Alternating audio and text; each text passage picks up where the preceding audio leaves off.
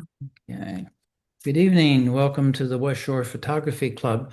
This is our bi-weekly meeting on Monday nights. This evening, we have a session with Hazel Meredith, who's going to talk to us about working with textures and overlays. And I love her comment at the end of that description is turn ho-hum into works of art. And as I was mentioning to Hazel earlier, that our membership has been doing a lot of work with texture overlays. And so this is a very timely topic for us. I want to let everybody know that we are recording this. And if you could understand that tomorrow, when we get the link to you, that's only going to be up on our West Shore Photography Club YouTube channel for 60 days. So if you want to look at it, do it quick. And again, like I mentioned earlier, that we will have some handouts that Hazel has provided to us. So before we get started, I'm going to ask Jean if she can chat with us a little bit about any upcoming trips that we have coming up. Well, on Tuesday, we will be going over to the state capitol and we'll meet there at 10 o'clock. No, not the capitol. What am I saying? All Oh right. my goodness. The library. Joe and I were just at the capitol. Joe was showing me the ropes for over there. I'm waiting to hear back from them when we can go to the capitol. But Tuesday morning at 10, we will be meeting at the state library. Good heavens. Sorry about that. And then in February, on the 22nd, which is a Sunday, we will be going to Lebanon Valley College for a exhibit of work by Brasi, The Secret Paris of the 1930s. And then Michael Donovan will be giving us a little lecture on the works as well.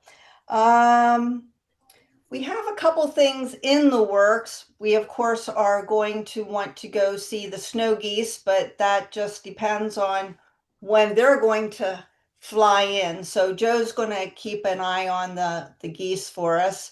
And there's a couple other lectures at Lebanon Valley College that we're looking at. We're not going to sponsor a trip per se, but I'll get some information out to you about them and what the lectures are on. And if you feel as though you would like to go, please do and let us know how it is.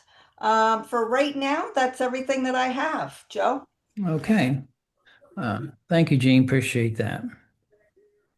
So I'm going to be introducing Hazel Meredith. Hazel is been teaching photography and particularly overlays and textures since 2007. She does workshops and webinars like she's doing with us tonight. And she's written two books on textures and overlays. She won a very prestigious award uh, from the Photographic Society of America, and that was the award for the the Ashbrook Award for Digital Imaging Instruction. So this is just a wonderful event. Fortunate for us to have her tonight speaking to us. Before I turn it over to Hazel, I do want to mention to you that she will entertain questions throughout.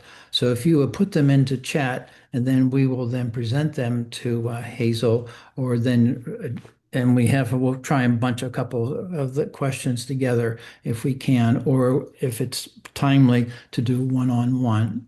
So just ask a question, and she's more than welcome to do that. So I would like to welcome Hazel Meredith. And Hazel, thank you for being with us tonight. We really appreciate it. And the Zoom floor is yours. Thank you, Joe. I appreciate you having me tonight. Thank you. Welcome, everybody. Thanks for joining us. Yes, I do definitely welcome questions. And if you do want to unmute yourself and ask a question, I don't mind. Feel free to jump in. I also have the chat box open on my other monitor, so I can keep an eye on that as we're going along. And I usually ask at the end of each project if there's questions. I find it easier with working with software to kind of answer it while we're on that subject instead of trying to remember, half hour later what you were doing. So I'm going to go ahead and share my screen, and I am going to turn my camera off while I'm teaching because it's much more interesting for you to watch what I'm doing than me. So let's go ahead and share a screen. And you should be able to see my PowerPoint. We can. All righty, good. I just have a couple of slides, and then we're going to get into actually working with textures. This is kind of just a little overview of textures in general. One of my favorite topics. So I always say, don't delete that image. We all have that image. Maybe it was less than ideal lighting conditions, a shot you like because you were there, maybe on a vacation or someplace you can't get back to, or a subject that was maybe a little hard to capture. Maybe it's not quite tack sharp. So tonight I'm going to show you how to take those imperfect shots as well as your great shots and give them a wow factor using textures and overlays. The key to working with textures is changing the blending mode of the texture layer, and that determines how the texture interacts with the layer beneath it. There's 5 most used blending modes for texture work, and that's multiply, lighten, overlay, soft light, and hard light. And textures are everywhere. So when you're out on a photo shoot, look for things that it can be used as textures. These are all things I photographed along the way, from cracked concrete. This was a painted parking, like a walkway across a parking lot. Fabrics. This was in-camera movement, just a swipe of trees. A crocheted scarf that I applied a Photoshop filter to. Wallpaper is always great. Copper ore rock, and my favorite, rusty things and metal. And then you can take those textures, and I'm going to show you some ways you can modify those as well. You can use Photoshop filters. I like to use Smart Photo Editor. It's a great little editing program. If you're familiar with Mike Moats, the macro photographer, that's all he uses to edit his photos. He does not use Photoshop, Lightroom, or any of those. All he uses is Smart Photo Editor. I also use some of the Nick filters and others. And this was like an original shot of wood, and I modified it 2 ways. This was in Smart Photo Editor. And this cracked paint I did with the old Topaz impression and created a painterly look. I still use my Topaz products. And then we can also create textures with brushes, and I'm going to show you how to do one of those. All of these I've created with brushes in Photoshop. And there's numerous places to get textures online, both free and for purchase. I give away free textures every week in my blog, The Sunday Sampler. I give 3 textures every week. And as of December, it's been 10 years that I've been doing that. In most camera club competitions, though, most times the textures must be your own, so be aware of your club rules. Of course, I have textures for sale on my website, and I have written the 2 ebooks on it. I also have a very extensive course on creating your own textures if you want to learn more ways of doing that. And with that, let's get to the fun stuff. So I'm going to close that. We can get rid of that. All right.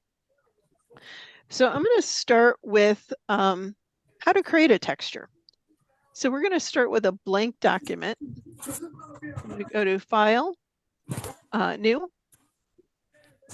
And I like to work with like 15 by 15 inches. It makes it a nice large document, plenty of, pixels for if you need to stretch it a little over an image, you're not going to lose resolution.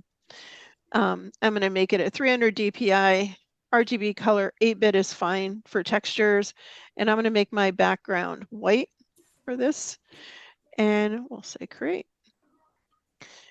So when we work with creating textures, I like to use usually at least 3 layers of brushwork, so you get a nice blend of colors and patterns. And so we're going to put each set of brushes on a separate layer. So we're going to add a blank layer above this. I'm just going to click on the new layer icon. And then I'm going to grab a brush. And this one I'm going to use tonight is, it's not the lightning. We're going to go up into the dry media brushes that are some of the Adobe brushes. And I like, one of them I do like is this Kyle Bonus Chunky Charcoal. So we're going to just double click that. And of course, I don't want it that tiny because we'd be here all night just creating this one page. So I'm going to make this much larger. So I'm going to just use my square bracket keys and make my size bigger. For this first one, I'm going to start at like 900 pixels, and we'll go with 1,000. That's what we're on. It doesn't have to be anything exact. It's not an exact science, but it's a fun thing to do when you have some spare time. So we want to make sure that our brush opacity and flow are at 100%. And then we're going to choose a color, and we're going to work with shades of blue for this one. So because I've done this before and I know the colors, I'm going to type in the color numbers. So it's 4D, 80AD. And I usually start with a lighter color and work darker. So I'm going to say okay. And this particular brush, you'll see as I start stamping, it's rotating on its own. If you have a brush that is not doing that, because we don't want to create a pattern with our brush, if you need to adjust that, if you go to Window and go to your brush settings, and in here you'll see there are different things, and these are checked because they are applied to this brush, but you can go into scattering. If you click that line, you'll get the controls. It will, scatter the brush, and this kind of gives you an idea of how it's going to stamp. So it would spread out like when you click each time with the mouse. You can change the shape dynamics, which is where you get the rotation. And then you can change, I don't usually change the texture of the brush, but you could do that as well. Usually it's the shape dynamics and scattering that I play around with. So since this one's already set, I'm not going to change that. So you're just going to click around, and I don't like go in a straight line because again, I don't want a pattern. I just kind of randomly click. And if you should get too much, if you accidentally click too much in one spot, just do a Control Z and undo that stroke. And make sure you get your edges. We want that to cover the entire page. And you can, again, just kind of randomly apply and go back if you need to add a little more. When I do this, on my own, I may take a little more time. I'm going to do it quickly because I have lots of stuff to show you tonight. So we could undo that stroke. I did a little too much right there. And we don't want it to be too solid because we are going to add some other variations on this brush and other colors. So that would be our layer 1. So now we're going to, actually there's one more in that lower corner, add another layer. I'm going to make my brush a little bit bigger. Let's go up to 1200 pixels. And then we're going to change our color. And this time we'll do 203D57. So of course, normally you would, drag around in here for your color. And usually once I pick one color, when I come back in, I'll just pick a darker tone of that same color so that they stay coordinated. And then we'll just start doing the same thing. So once you're working with second and third layer, sometimes it's hard to see if you've covered everything. So you can just turn off the visibility of that first layer while you're stamping. So that way we can make sure that we have all of the areas fairly covered evenly.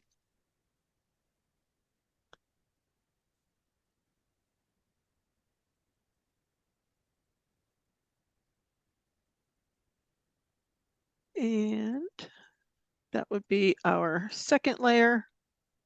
You can go back over any areas that look a little bit lighter. So if we turn our first layer back on, there's our 2 layers together. We're going to add one more layer. I'll turn these 2 off. And we're going to make our brush a little bit bigger again. Go up one more notch and change our color to 051829. So we have the real dark blue on this one.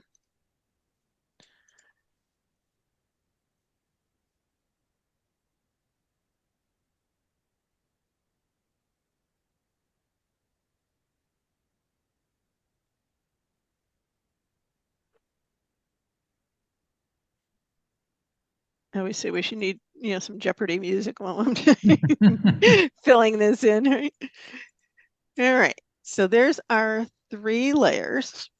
So now the dark layer is on top. So there are times when that works. And sometimes with this one, I think that's a little too much. So we can just take that layer, grab it, and drag it below the other 2. So you bring the brighter colors up. And we could even move the second layer back to the middle. So our lightest layer is on top. So you can play around with that as well. So let's say we love this texture. Now we want to save it. Okay, so the first thing you want to do is I always use a TIFF file. Do a file save as. Let's get to my folder for tonight. We'll save it there. And you can see I already have it saved a couple times. So I would just do, let's name it like test 2, and I would save it as a TIFF file. You can also save it as a PSD file, but you want to save it in a format that's going to save those layers. So we'll say save and okay. So now this version has the white background. We can create another version with a light blue in the background. So it's a little darker. So I'm going to add another blank layer. And we're going to pick a new color. And we're going to use a very light color.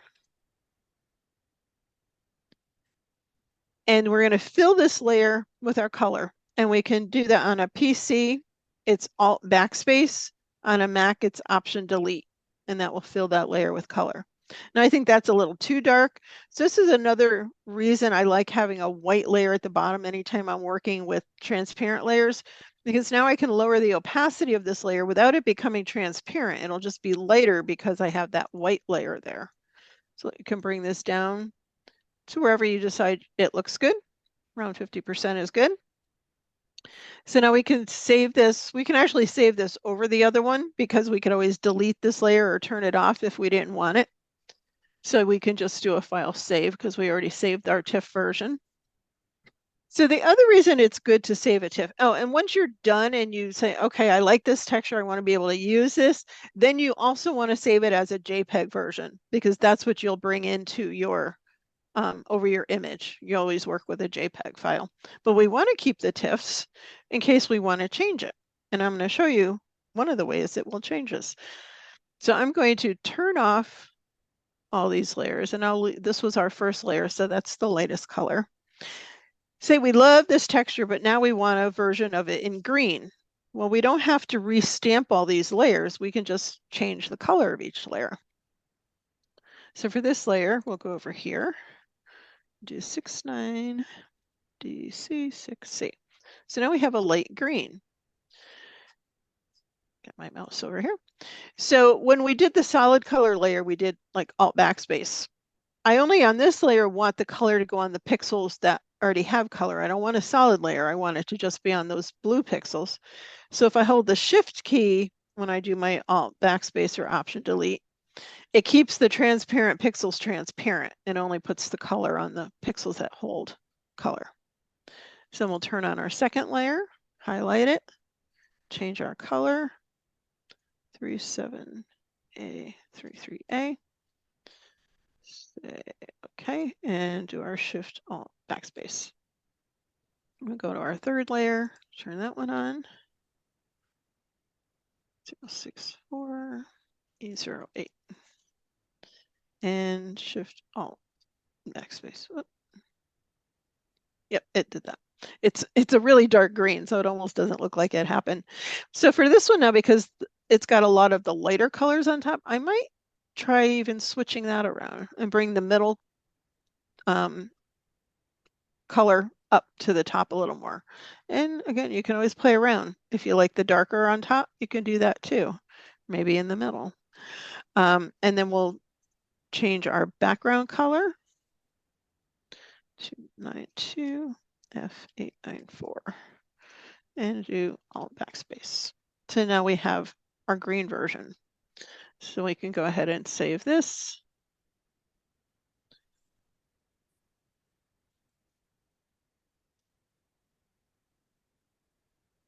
And there you have it. So now we have the TIFF version saved. So now we can also further modify this texture by adding a blur. Maybe we want a softer version of this to use as an overlay, behind some flowers or something like that. So we can just go ahead. I'm going to merge this down because I already have my TIFF version saved. So I'm going to just flatten this. And then I like to duplicate it anytime I'm doing something on top of it. In case I don't like this layer, I can just delete it. So I just did a Control J to copy my layer. And we're going to go to Filter. And we can either use a Gaussian blur, or sometimes I also like the field blur. Sometimes it looks a little better. I don't know why. Just a little different way of blurring it. And you can just move the slider till you like it. And something like this would be great to blend into a background. So we'll just say okay. And it takes a couple seconds. And there you have it. And you could save different ones with different amounts of blur if you wanted to. And then you could save this as a TIFF and then save it as your JPEG. There are tons of brushes that are with Photoshop and that you can even get from Photoshop if you're not aware. When you're in your brush panel, if you go to the gear wheel and where it says get more brushes, that will take you right to the Adobe site. And you can get free brushes on here, and they add different brushes periodically. All these sets you can download for free. It's part of your Creative Cloud subscription. And there's some great ones in here, watercolors, spatters. These would all be great to create textures with. So, take a look at that when you have some time. All righty. Any questions on that? Don't be shy. I love questions. All right, I'm going to go ahead and close that one. So now we'll start actually working with some textures on images. So we're going to start with this image. And this is one of those not so good images that I had in my camera. This was at the Rose Garden up in Hartford, Connecticut when I lived up there. And I always liked this center part of the image, even though it wasn't super sharp, I kind of like that. But this part down here in the lower part was just too blurred. It was just too soft. But it was one I had in my library. And when I started working with textures, this was one of the probably first 2 or 3 that I tried a texture on. So there's 2 ways you can apply a texture to the image. If you work with dual monitors like I am, I like to just drag it from the other layer because it's quick and easy.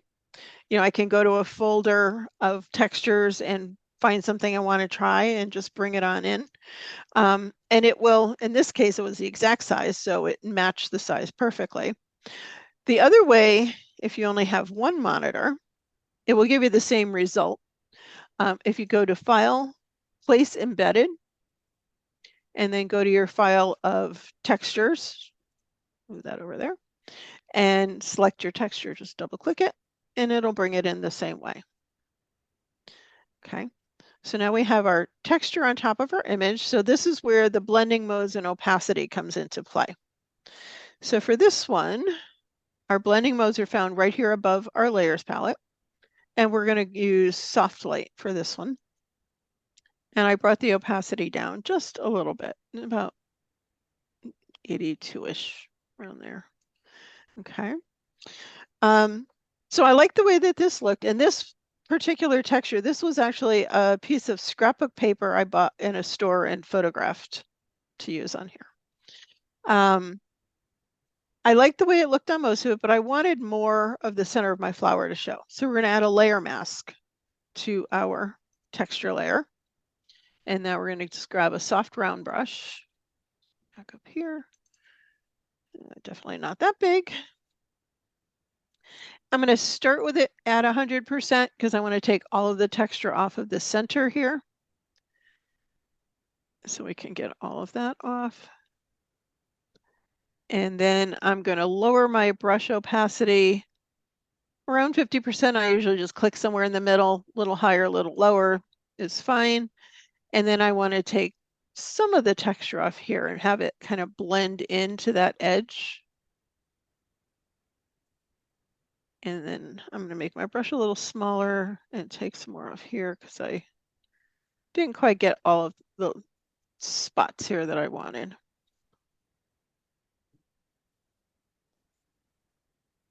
Okay, so now we have that area open. And then the last thing I wanted to do with this one was to add just a little bit more of a vignette. Some of the corners are a little darker, but I wanted to add just a hair. And when I do a vignette, I want it to be very subtle. I don't want it, somebody looking at it won't even realize it's there. So we can, of course, you can do it in, Lightroom has settings, the Nick collection has filters, but you can also create a vignette really easily here in Photoshop. We add a blank layer, and I'm going to hit my D key to hit the default of my foreground background colors and do an Alt backspace and fill that layer with black. And I'm going to grab my elliptical marquee tool, put my cursor almost to the top corner, click and drag down. Now I want to soften this circle because if I were to delete the center right now, it would be a hard edge. Of course, that doesn't work. So we're going to go to our select, modify, feather. And I usually use 250 pixels. That works fine. We'll say okay. And then we're going to hit either the delete or the backspace key and get rid of that center. And now you can see it's very soft. Controller Command D will deselect it. Now, of course, this is much too dark. So I'm going to take the opacity of this way down to about 35%. So the idea is, you can see where it's darkened it a little. If you were looking at this and you weren't knowledgeable about vignettes, somebody just looking at this photo wouldn't really even realize that that was added to it. And you could go even lower if you wanted to have it really, really subtle. So, any questions on that one? That is really cool. Thank you. I had this one printed on some little note cards, like through Shutterfly, and on a glossy stock, and it looked really great printed. It was very pretty for a nice little note card. So. For someone like me who doesn't deal a lot into Photoshop, could I just the first part where you created the texture, could I sort of just use one that I got from Adobe and use that instead? Oh, absolutely. I could, okay, Yeah, you do need to do like if you're a Lightroom user, you cannot do textures in Lightroom right, because you can't add layers. right. So you do have to use Photoshop. But yes, you could use anything, any kind of texture, and it all textures are JPEG images. Like I said, you could just let me drag over from my other screen. This is the folder I'm working with. Whoops, I hate when it does that. It wants to make it these little squares.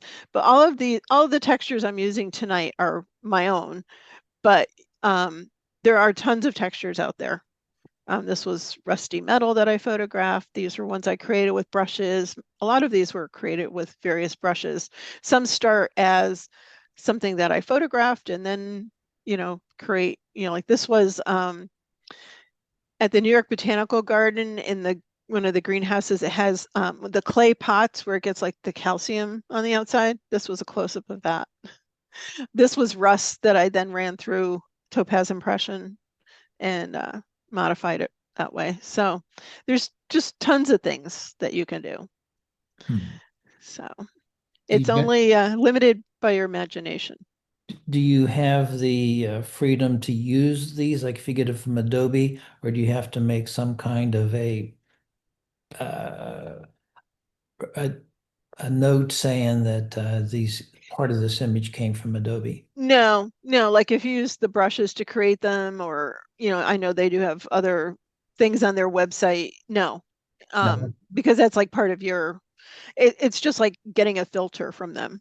Okay. It's just another asset that's part of your subscription. So Okay. no. And a lot like the ones that I sell, I include a commercial license. So if you wanted to make a note card of something that's my texture and sell it, you can. You just can't sell the texture itself, but you can sell images or, products that you make with the textures. Derivative. And you don't have to, credit me or anything. Okay. I know with a lot of online companies, there's in my Wednesday blog, I call it Around the Web, and I share things that I find, articles on photography and Photoshop, and also freebies that I find. Some sites you do have to be aware that sometimes freebies are only personal use, which means you could use it on, your own work, but if you're planning to sell it, you can't. You have to buy a commercial license. So just be aware of the terms of the site that you're getting things from. Okay. Okay, that's just something to keep in mind. Okay, great. Hazel, I do have a question as Sure. to why the layers need to be a JPEG. And when you're finished product with a textured layer on it, you need to save the whole image as a JPEG, or can you switch it back to a PSD or a TIFF? I mean, like this texture layer here that I brought in. Oh, this one was actually a photo, but any of the ones like the one we just created, with brushes, you want to just bring it in as a JPEG because you don't want to have 5 other layers from that texture. You don't need to have that in your image. Because you can't blend them that way if they're all separate. So that's why you want to bring it in as a flattened JPEG, so it's one layer, and that way you can use the blending modes. Gotcha. Thank you so much. Sure, good question. All right, so next up, let's do this one. So we can use textures to obviously add texture to an image, but in this case, I'm going to add a little bit of texture, but it's also going to work to modify the color of my image. So this is a very cool image, very, greenish, trees. This was in Western New York. We were visiting some of my husband's family up near Buffalo, and a few years ago, and came out in the morning, and there was this layer of ice on everything. And for this one, and I'm just going to drag my textures in because it is quicker while I'm teaching. This was that one you saw in the slideshow this was in camera motion, just a swipe of trees. And so I'm going to blend these two together, but now because this texture is very warm, it's got, oranges and browns and yellows, it's going to change the tones of our image, which is a good thing in this case. So this one I'm going to use overlay, and you can see if you're not sure, obviously when you first bring a texture in, whether you're going to even like it with an image. I always suggest starting with maybe multiply, which is this group is darkening blending modes. This group will lighten the effect, and this group works with the midtones and contrast. If you start with like overlay and multiply and just kind of see if you think you're even going to like it with that image, I will, as we get into more projects, I regularly work with multiple textures on an image. And I will bring in maybe half a dozen textures and just turn them all off and try them one by one, and then start combining ones that I like. And that's how I work with textures. I always get the question of how do you choose a texture? And I've done 2 webinars over the last few years on kind of my thought process of that. Usually like tonight, I already have the textures pre-selected because I want to be able to show this, lots of projects. But in those webinars, I did not pre-select the textures. I did it live in the webinar. I just selected some images and said, we're going to edit these and let's see what we come up with. And then kind of show you my process. And I do webinars every other month. I'm coming up in a couple weeks or actually next week on number 48 since 2020. I was doing a monthly, and then I just kind of, with everything else we're doing, I went to every other month the last couple of years. But they are all on my YouTube channel, and one of the sheets that you're going to get in your email tomorrow has all of my contact links, and you can go there and look at all the webinars. And later on, I'll show you on my website, there's a list that you can, a PDF file that tells you the topics of all the webinars, so you know which one to go look for. So I'll show you that later. But that might help, that process. So for this one, I am going to use overlay, and I only reduce the opacity a little bit. And you can see the difference with that's there before, and with that texture, how much warmer this image has become. And yes, we have a little bit of the texture here. I wanted something very subtle. It almost acts like kind of a bokeh blur in the background. But I liked what it did to the color, so that was why I ended up using this one. And sometimes too, like this texture, if we go back to normal for a second, it's a lot of orange here, more blue here. Maybe you want to flip the texture, and you'll see me do that on some of these where we can just go to Edit Transform and rotate it, and then see what it looks like. So, because now it's got more of the orangey here, it's changed it some, and we can go back. Oh, where are we from there? So from there to there. So we got, more of the kind of streak showing. I kind of like the first one better on that one. But that's a possibility. And I do that a lot of times with textures, flip them vertically or horizontally, and you'll see me do that in some of these projects as well. Any other questions there? Alrighty. So next we're going to do this little guy. This is a tufted titmouse that was in my backyard in Connecticut. This was one of the stakes left in my garden at the end of the season, and this was grass in the walkway to the house behind us. So I've already edited this photo, and I always do all of my editing before I start playing with textures as well. I always get my photo the way I want it, and I did some highlights and shadows and different things here. But for this one, we're going to use 3 textures. So I'm going to bring in my first one. And again, it happened to be the right size, so we'll say okay. And this was just rusted metal that I photographed. And this one we are going to change to soft light and about 60%. Okay, so now I liked what this texture was doing to the background, but I don't like as much of that green color on my bird, right? So we're going to add a layer mask. And I'm going to click back on my background, go to my quick selection tool, and do a select subject. And Photoshop usually does a pretty good job of that. So it selected my bird real good. I also want to select this pole. Sometimes it selects this, sometimes it doesn't. So we're just going to do this and make our brush a little smaller and some of that. Okay, that looks pretty good. So now I want to, we have our bird selected, but I actually need the background selected because it will be reversed. But let me show you what will happen. So if I don't inverse it, we just add our mask here. So I've got my foreground black because I have a selection made and I've highlighted the mask. I'm going to do an Alt backspace or Option delete. Now you can see it masked. Oh, it actually worked this time. It masked my bird. Sometimes it ends up backwards. Okay, never mind. Because that's what we wanted, was to mask our texture off of our bird. So I'll do a Control D to deselect. And you can see we have the texture only on our background now. So that worked out perfect. All right, so I'm going to bring in my next texture.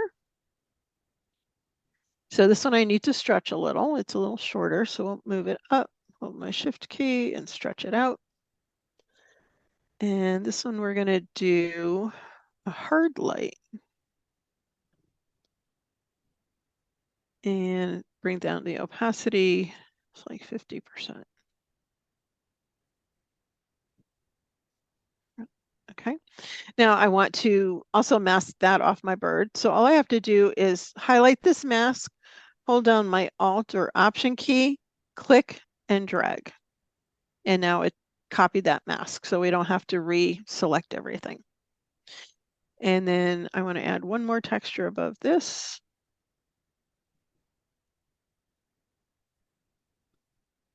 Stretch this one out. And we're going to change this one to multiply, which is darkening blending mode. So when we have a texture like this that has some white or very, very light areas, multiply is only going to pick up the dark areas of the texture, and those white areas are going to disappear. And then we're going to bring this one way down to about there. And again, I want to copy this mask. So Alt. So now, right now we have absolutely no texture on our bird. But sometimes we want maybe a little bit, just so that the subject blends into the background a little bit better. So what we can do is, I'm going to do it on this middle texture. If you double click in the layer mask, it opens up a properties panel, and we have a density slider, and that's like working with opacity. So we're going to bring this back some. Let's go. And that will add a little bit of that texture back to our bird. So it's not quite so bright against that background. You can see how our mask has gotten a little bit gray because it's not a solid, completely blocking all of the texture. Any questions on that? Okay. Let's close this guy.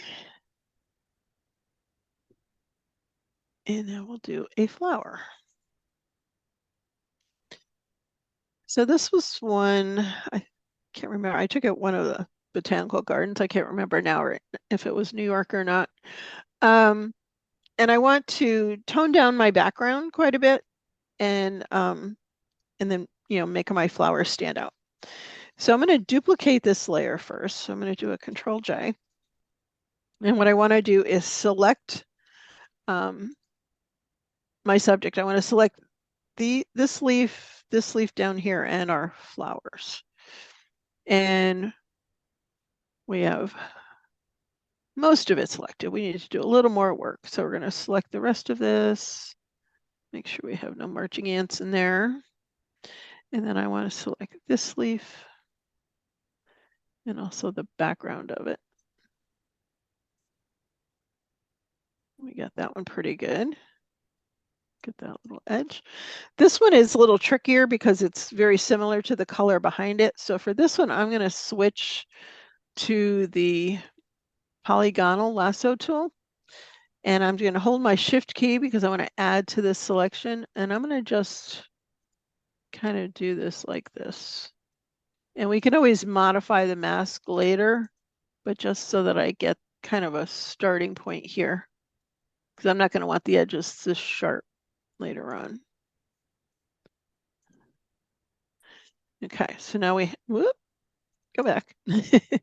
We have that one selected, our flowers, and this leaf. So I'm going to do a, so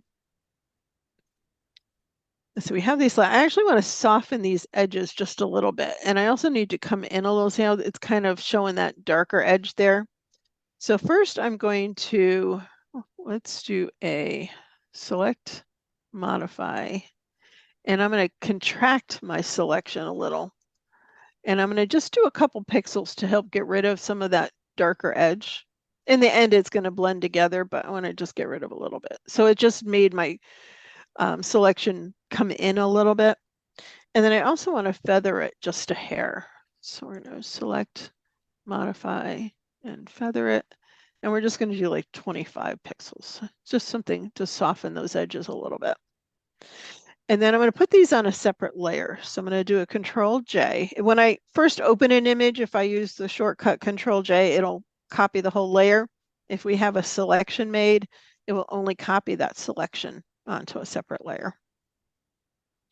Because then what I want to do is I'm going to select the layer below, and I'm going to do a brightness and contrast adjustment layer. And I'm going to bring down the brightness of this layer quite a bit. And I'm even going to take the contrast down a little. We can close that. So we've toned down that background. And now we're going to add a couple of textures. So we're going to start with, whoop, swiped across the bottom. Now I have the news. We don't need that. Go away. Hate when that does that. All right, let's get that full screen. Like, where'd that come from? So we're going to bring in this texture and we're going to stretch this out. And I actually have my texture in the wrong place because when you add a layer, it always adds above the active layer, which was my adjustment. So I'm just going to drag that to the top. And then we're going to change this one to soft light. And we're going to bring this down about 65 or so. And it's just adding subtle textures on this one. And then we're going to bring in this darker texture.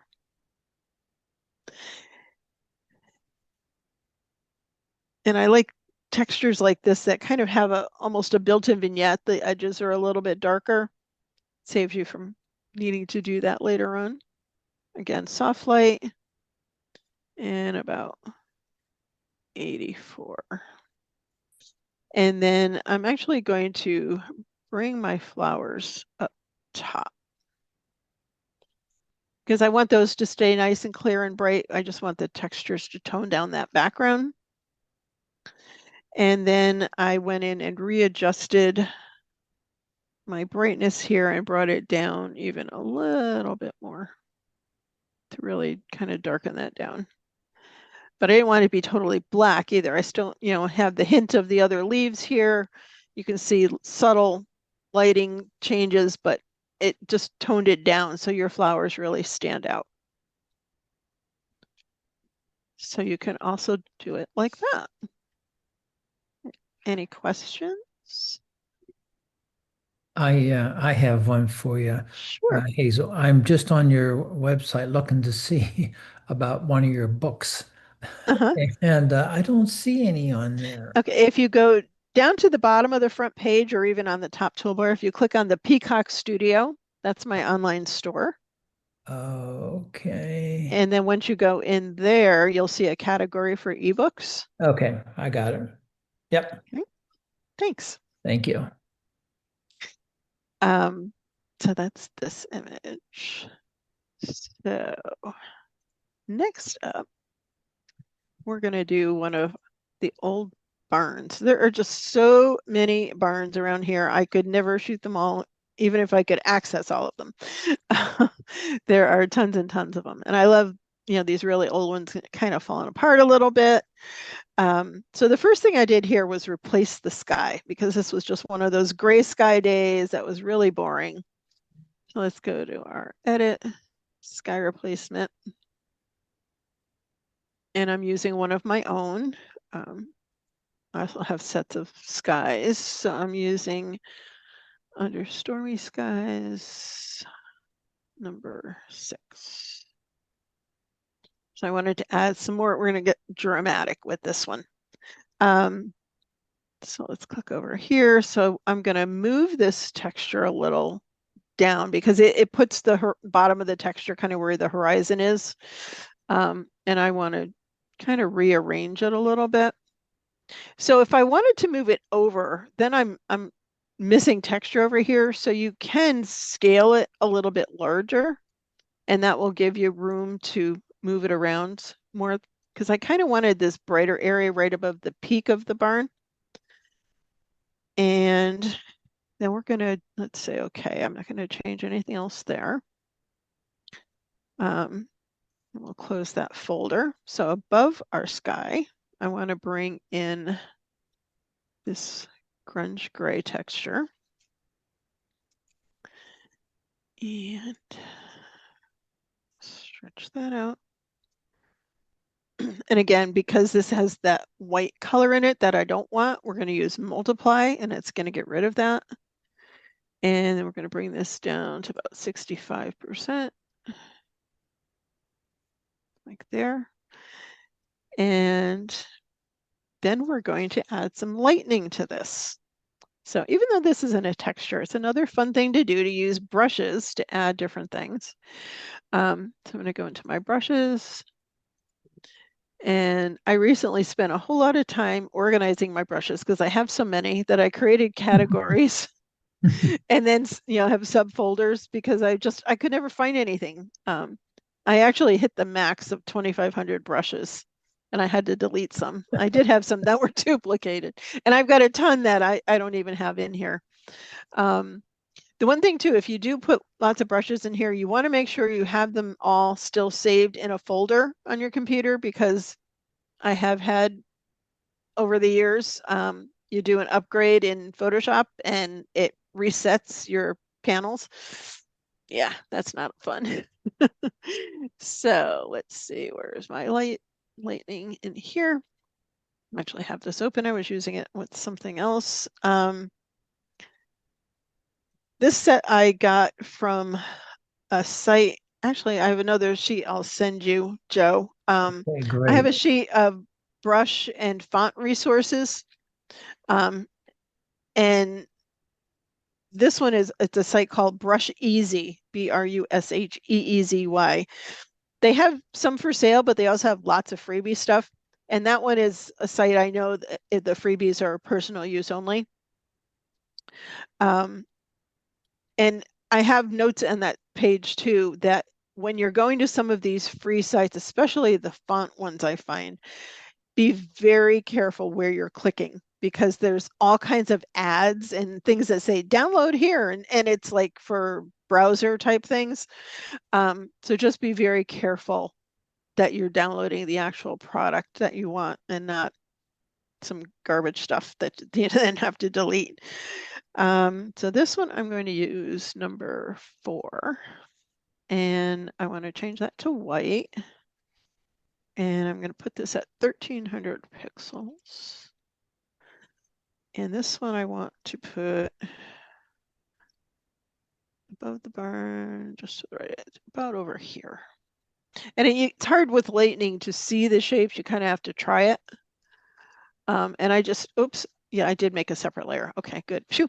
You always want to do these on a separate layer. So like this one, I didn't quite get to the top, so I can use my move tool and I can either stretch it out a little or, enlarge it or move it. If you want to move it over a little bit more, you have that flexibility by it being on a separate layer. So each one I'm going to put on a separate layer. And then I'll kind of erase that bottom straight edge there. So let's go back to our brush. And then we're going to use number 15. And we're going to make this one 1,300. And I'm going to put this one over here. And I'm just, for these, I did a double click. Sometimes I only do one click. Oh, and I know why, because the opacity of my brush is not at 100%. So that would be why. Usually if it's at 100%, you only need to click one time like that. But I did 2 clicks, which worked as well. And we're going to leave that one at that opacity. So then I wouldn't even mask it. I would just grab an eraser tool and come back here and just kind of soften some of those edges there between the edges, so it's not that sharp edge that it had at the bottom. And then we're going to do one more texture on top of this. Oh, actually, I already did it. We did our grunge gray, so we're going to move that up to the top. I did it ahead of time. And there you go. So some more stuff you can have fun with, the texture just added that little bit of, with this one, kind of a vignette, just a little bit of grunge texture in there. But we went from that to that. Wow. And I think that's a whole lot more interesting than the original. That is so cool. Thank you. Yeah, I love just playing with things like that. And it's just a matter of trying it. It's a process, and if you haven't done it before, it will take you a little bit longer initially, but once you get working with textures, you'll kind of get a feeling for what might work with an image. with this, I knew I wasn't really looking for a heavy texture, just kind of more that border. And I use this one on a lot of things for that. I have a whole series that are kind of that similar look. Yeah, so it's just getting dramatic and having some fun. If you were to sell this as a note card, would you make mention that it's a digital image started from a photograph, or would you not even bother to say anything? No, I wouldn't. I do a lot of cards from my images, some with texture, some without. And I know that's becoming a thing kind of online, in a lot of the groups and stuff. But no, because on the back of my cards, if they're for sale, I get the kind of cards, I get them from Photographer's Edge, and they're this really nice, you're not gluing the photo on the front. It has it's like a trifold thing, and it has strips that will adhere your photo through the window, and then there's another piece that folds behind it so you don't see like the photo, the back of the photo. And then you have your regular card, kind of hard to describe, but if you check them out, it's Photographer's Edge online. And on the back of the card, I do a label with my copyright and, Meredith Images, and if I have the name of the photo kind of thing. But it's my photo and it's my work, and in this case, it's my texture as well. But even if I use somebody else's texture, it's still my creation, as long as it's a texture that I can use for commercial use. Okay, thank you. Mm-hmm. Yeah, we clean that up more. I don't know why that came out. Probably because I had the lighter opacity and double clicked it, because it doesn't usually look like that there. All right. So we got just a couple more. So I'm going to show you a real nothing kind of photograph, a throwaway type of photograph that I turned into something pretty cool. This was a branch of the butterfly bush in my backyard when I was in Connecticut. And it was early spring. I just loved the way that everything was just starting to unfold. I went out walking around the neighborhood one day, and it was a gray day, so the sky is really blah. But we're going to turn this into something pretty cool. So the first thing I did was to select my branch. So we're going to use our select subject. And we have this all selected. And now, even though this is selected, I don't need that, but that's okay. We'll get rid of that later. I want to inverse this to select the background.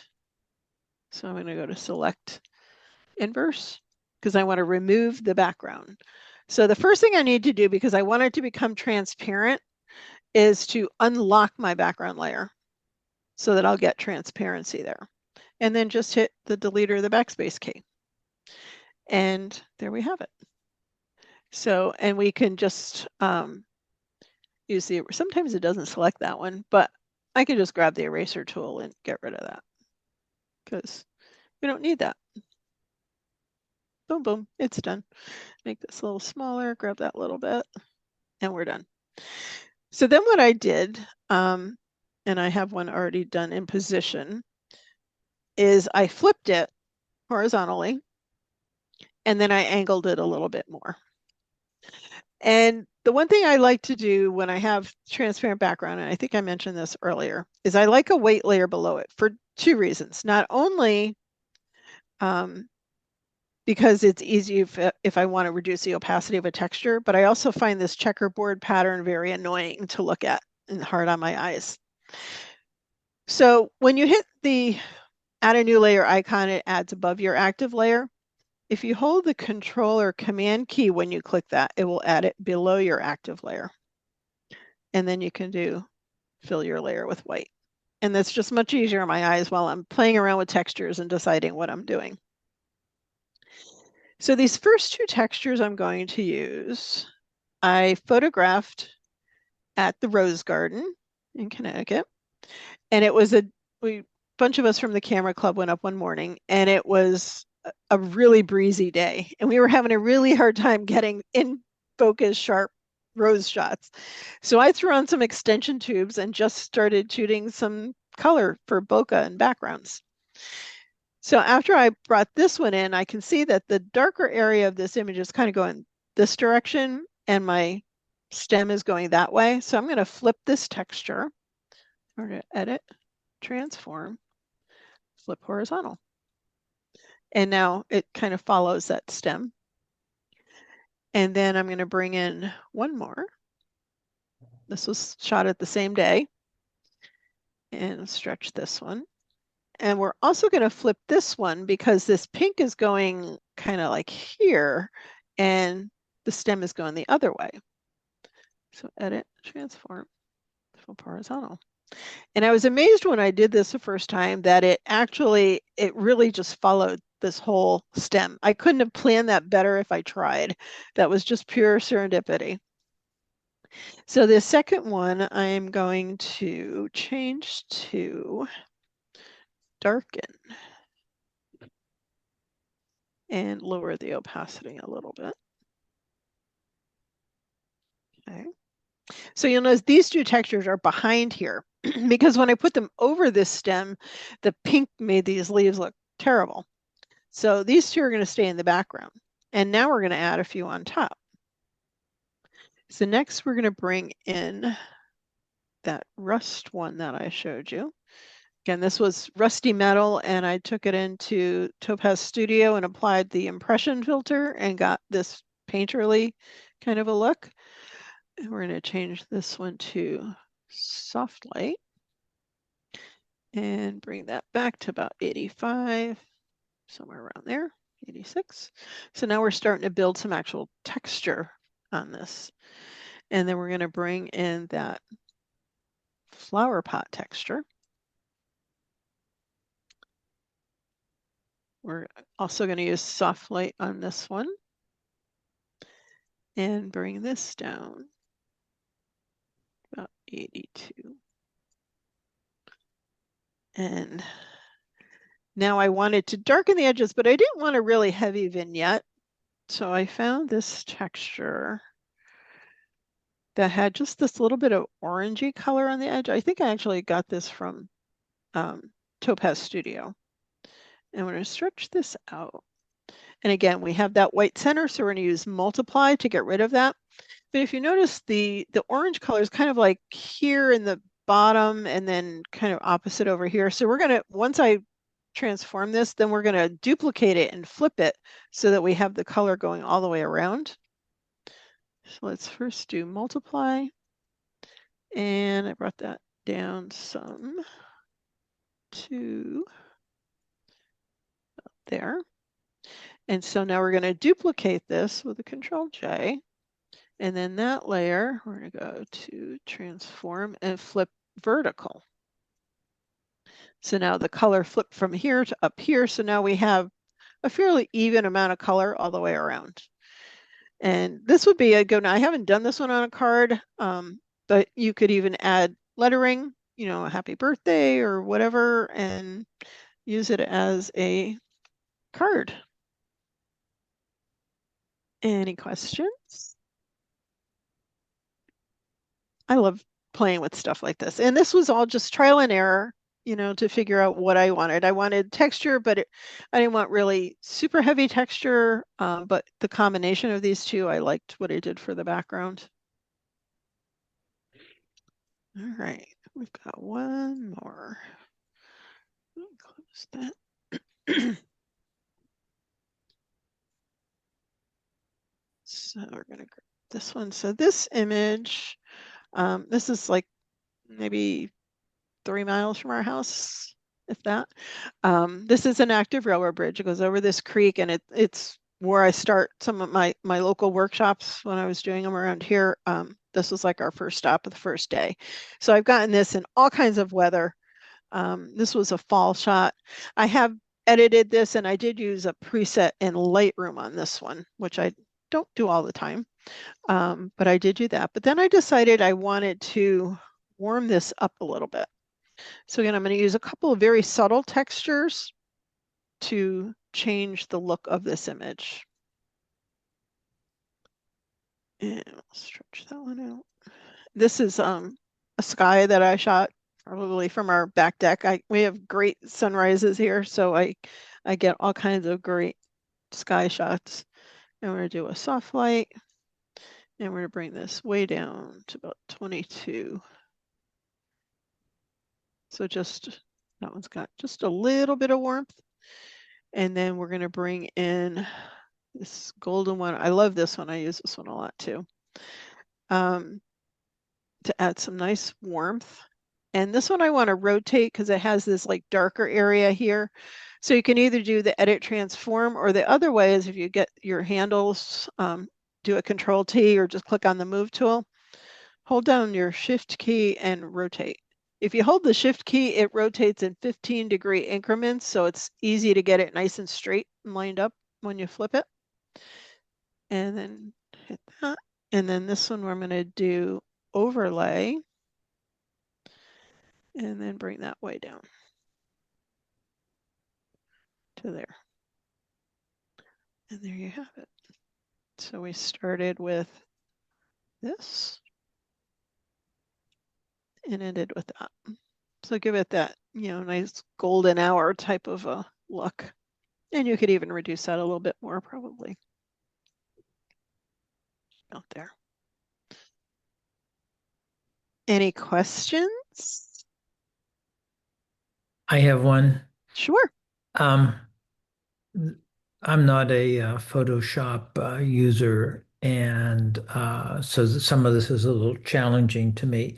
But I wanted to ask you, I'm looking at your book again on your website, and I think the basic one is called the ebook digital download. Would that be the Yes. basic one? Yeah, there's I actually have versions on CDs. When I first did these, people had more CD drives in their computer, and I was doing a lot of in-person events, camera clubs and conferences. So I was selling them there. But most people these days get the digital version. Okay. The first one I did, when I wrote that one, I was using Photoshop Elements, but this kind of stuff is all the same in any program that does layers. It doesn't even have to be Photoshop. If you use On1 or DxO, Photolab or Affinity or any program that can do layers, it would work the same way. Okay. The processes are the same. The second book I did, I was using Photoshop Creative Cloud then. But they're both, and with the books, I give you the images and all the textures so you can work along with me and create the projects. It's not just an ebook. Okay. You actually get everything that you can practice and create the same things along with the book. Oh, that's great. That's what I need. Okay. Yeah. Yeah. And I give you some bonus textures and stuff too. Okay. All righty. Hazel, Okay. I do have a question. Sure. I think you said you originally used a preset in Lightroom before you added the textures. Is that correct? On this one I did, yes. I use Lightroom a lot less these days. I think, and it's mostly because of me teaching, and I'm usually just working in Photoshop, so I just go right to Photoshop and use the camera raw filter. But yeah, I had some presets. I don't remember which ones they were or where I got them. But I have some, there are some that come with Lightroom. Right. And then I had added this one from somewhere that I got. Oh, okay. Because it looks like it's even before you added the textures, it has that vintage look. I was wondering. Yes, yeah, this is the original on the screen right now. I just turned the textures off. So yeah, that, and it gave it this like kind of intensified the blue, and like the blue and kind of tannish kind of a color. Yeah, it is sort of a vintagey look, which I liked. And then I just wanted to try, again, playing around with textures and see what I could do and add some warmth to it as well. I love the look. So, thank you. And this is both of these are very subtle. So there's not a lot of actual texture that you can see in the image. It's more the subtle variations in the color that I really liked on this one. So sometimes I do get heavier with my textures and really do, the grungy stuff like we did with the barn and the lightning. Depending on the subject is kind of where I decide I want to go. And sometimes I think I want to do one thing and then I start playing with something, like even if I'm using, Nick or something, and maybe I want to go grungy, and then I try a preset and I go, ooh, I like that, and end up going in a totally different way. So And for me, that's the fun of it, is just seeing what you can come up with that is different. And then nobody else is going to have, even if somebody stood next to me, which lots of people have taking this image, nobody's going to have one that looks like that. Uh, All right. I can So see why you said not to throw away your bad stuff. exactly, exactly, Not that that was because bad, of course. Don't. well, yeah, I mean, I worked on that one, but Yeah. yeah, and that was a cell phone shot too. That's not even camera shot. Okay. So yeah, and this is all this info is included in the handout you're going to get. But I do blog twice a week, as I mentioned, and on Sunday I give away free textures, and there's always info on what's going on with me and my webinars. And right now we're working on our February virtual creative photography conference. This is our 11th one. We do them in February and June. And until the end of the month, it's only $49. And we have 13 hours of seminars over 2 days with 8 different speakers. We have speaker notes, a goodie bag with freebies and discounts. We have over $2,500 in door prizes, and the recordings are available for 60 days. And then again, I do workshops. We have our Route 66 workshop we're trying to plan for the fall. We need 10 people to sign up by the end of February to make it a go, because the company we get the van from has a new owner, and they want payment in full, upfront, non-refundable. So I have to make sure we have enough people going, because I can't just spend $7,000 for no reason. We do a 15 passenger van. We all ride together from St. Louis to Needles, California, and then we do it in reverse with a different group of people. And we only take 7 people with me and Dave, so there's room for luggage and all that. And it's a ton of fun. There's just so many cool things that we see, and all info on everything is on my website, so feel free to browse, and that's just meredithimages.com. And then the Peacock Studio, as I mentioned, is where you'll find all my textures and courses. And I have a course on creating textures if you want to get more into doing your own.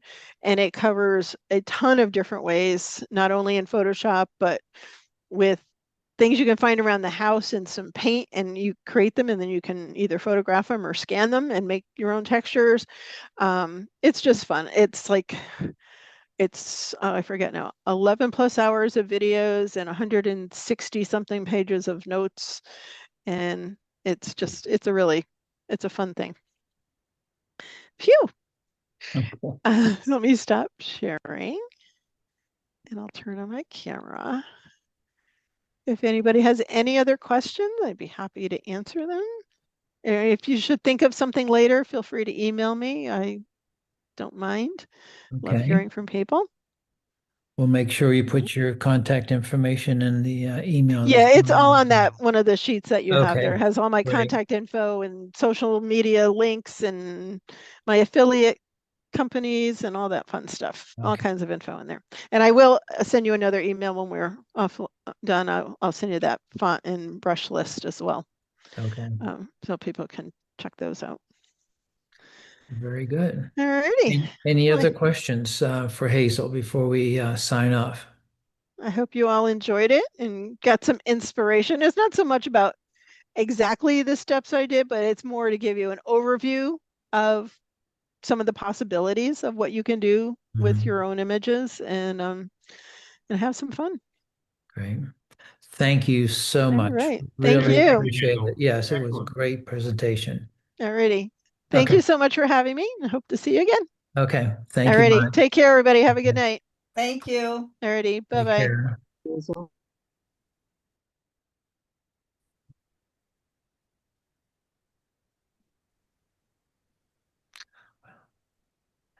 I got to try this. I don't know if I can do it, but I'm not going to try anything. I'm going to take the texture layers and I'm going to start with that. I'm not going to get into that. And Go for it, but Joe. Go. and I'm gonna get her a book. It's $25, okay?